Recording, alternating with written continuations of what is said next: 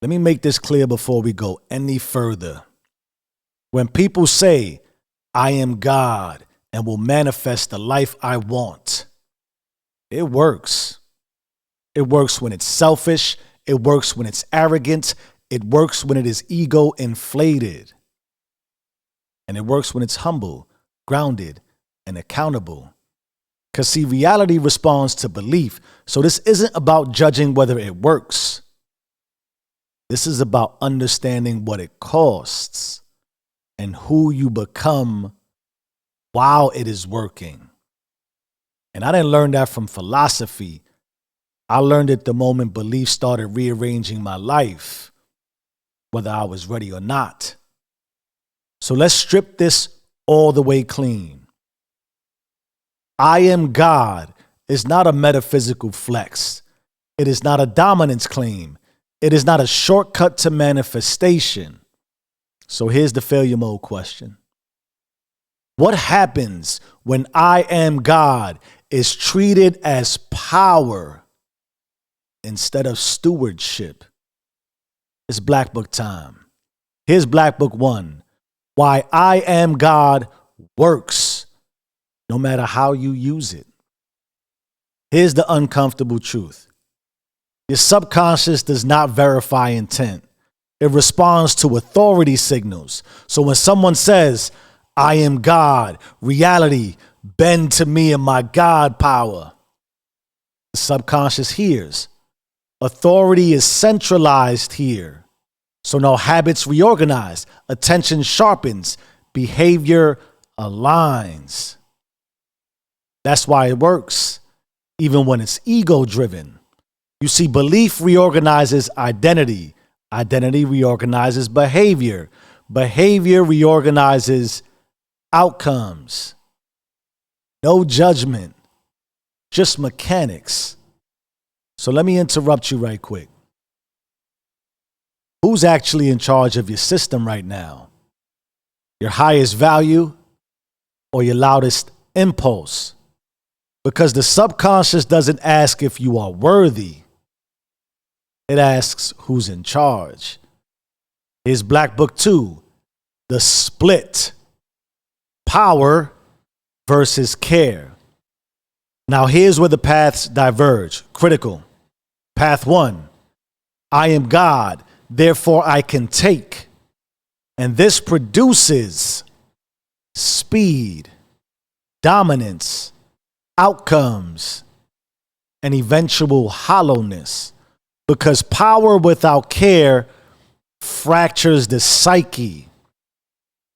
Here's path 2. I am God, therefore I must tend.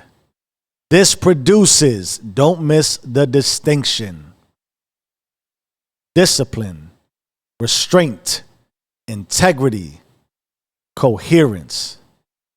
Same mechanism, the same mechanism, different orientation. One consumes the self, the other protects it. So let me ask you, what have you gained that you're quietly losing yourself to maintain? Because power builds results. Responsibility builds a soul that can hold them. Here's Black Book 3, how stewardship reprograms the subconscious. Such a popular trend these days, right? Reprogram that subconscious. Now here's the inversion most systems miss, and it is massively critical, as most is on this channel. Here we go. Most people try to reprogram the subconscious through the subconscious. But see, the subconscious is not primarily reprogrammed from within itself. The subconscious reorganizes in response to what the conscious treats as sacred. So when a person frames identity this way, if God is present here, then this system must be protected. The subconscious receives a clear directive. preserve what is crowned. So it adjusts automatically, and suddenly sleep regulates, appetite stabilizes, speech becomes measured, boundaries strengthen, attention narrows. Not through force, but through protection logic. See, the subconscious does not respond to hacks. It responds to hierarchy. What the conscious honors as untouchable, what your conscious honors as untouchable, the subconscious defends. That is stewardship-based reprogramming. So here's a question for you.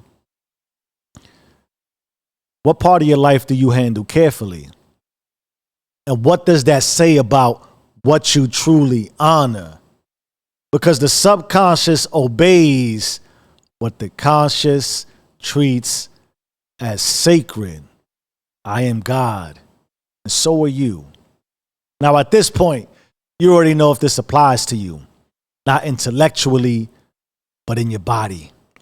So before we talk about what to do, let's talk about what this actually feels like when it's happening in real life, real world, real time, right now.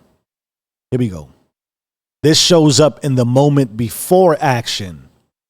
It's when you're tired and no one would know if you cut the corner. It's when you could take more time, attention, credit, indulgence, and nothing external would stop you. You see, power says, I can. Stewardship asks, what would this cost the system I live in? And that question slows the hand, softens the tone, changes the decision. Not because you are afraid, but because something inside you matters now. You stop snapping at people who can't defend themselves. You stop numbing when restraint would preserve clarity. You stop optimizing for outcome and start guarding integrity. You see, nothing mystical happens. The room doesn't glow, reality doesn't bend, but your system stabilizes. And that's the difference. Power tries to extract life. Stewardship tries to keep it intact. That's when the mundane changes. Not because it's holy, but because it's finally being handled by someone who cares what happens next. I am God, and so are you. And now let's slow this thing down and open up our deeper reflection window. I got something deep for you to ponder. Let me ask you, what if I am God isn't about becoming infinite, but about becoming trustworthy with what is already in you? What if the real question isn't, what can I manifest? Rather, what would damage the God I've been given to tend? That question alone rewires behavior, not through fear, but through love-based accountability. Now, when you're ready, and only when you're ready, let's bring this thing home. Because all belief systems work. The only difference is who you become while they are working. So it's time to do what we do. And what we do is to do you. So let's do you, and let's do you together. 5 moves, 1 consciousness, faith meets functionality. We start with disrupt. Interrupt exploitative belief. When you think, I deserve this, pause and ask, would this harm the God in me? And you want to own it. Claim custodianship. Say it clearly. I am responsible for what I house. That sentence reorganizes identity. Then you want to yield. Yield domination, not agency. Choose restraint where excess is available. Restraint is stewardship in motion. And you want to observe. Watch where coherence increases. Observe when habits soften, impulses quiet, boundaries strengthen. That is the subconscious aligning to care. Then you want to unleash. Live as if God is watching from inside, the inner seer, not the overseer. Take one action daily that protects your body, mind, or integrity. Not to be holy, but to be whole. And here's your final takeaway before we bring this all the way home. If someone lived inside your habits for a year, who would they become? Because what you protect, you become. This is how you bring you back. This is how you bring God back. Those are your 5 moves. That's your one consciousness. My beautiful community of influencers.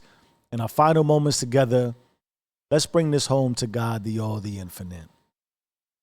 God, teach me to carry what I claim. If I say I am God, let it make me careful, not arrogant.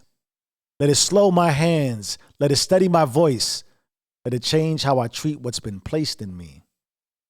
Let my power show up as discipline, not domination, not shortcuts, not extraction. Let my belief show up as care for my body, for my words, for my home, for the people who live downstream from my choices.